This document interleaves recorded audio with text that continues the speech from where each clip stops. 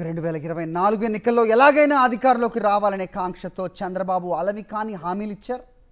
అప్పటి వైఎస్ జగన్ ప్రభుత్వం ఇస్తున్న ప్రతి పథకానికి పేరు మార్చి నిధులు పెంచి అమలు చేస్తానని నమ్మబలికారు. ఆడబిడ్డ నిధి పేరుతో మహిళలకు నెలకు 1500 రూపాయల చొప్పున ఇస్తామన్నారు. కానీ అధికారంలోకి వచ్చాక సూపర్ 6 హామీల్లో ప్రధానమైన ఆడబిడ్డ నిధి పథకం ఇవ్వలేవని కూటమి సర్కారు మహిళలను మోసం చేస్తోంది. మహిళకు నెలకు 1500 రూపాయలు ఇవ్వాలంటే ఆంధ్రానే అమ్మేయాలని మంత్రి అచ్చెన్నాయుడు చెప్పారు. మంత్రి వ్యాఖ్యలతో మహిళలు కంగుతిన్నారు. బిడ్డ నిధి నెలకు 1500 రూపాయలు మీ అకౌంట్ లో వేస్తాను. ఈ 1500 రూపాయల వల్ల ఇంట్లో ఎంతమంది ఉంటే అంతమందికి వేస్తే అక్కడికి వదిలిపెట్టను. 1500 15,000 చేసే మార్గం చూపిస్తా. 15,000 1,50,000 చేసే మార్గం చూపిస్తా.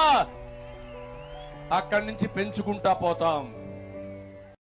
అన్ని చేసాం, ఒక్కటే మిగిలిపోతుంది. ఆడవాళ్ళకి నెలకి 1,500. అది చెయ్యాలంటే ఆంధ్రానే అమ్మాలి. అది చెయ్యాలంటే ఆంధ్రానే అమ్మాలి. ఇంకా ఆలోచన చేస్తుంది. అంత డబ్బు అవసరం ఉంది.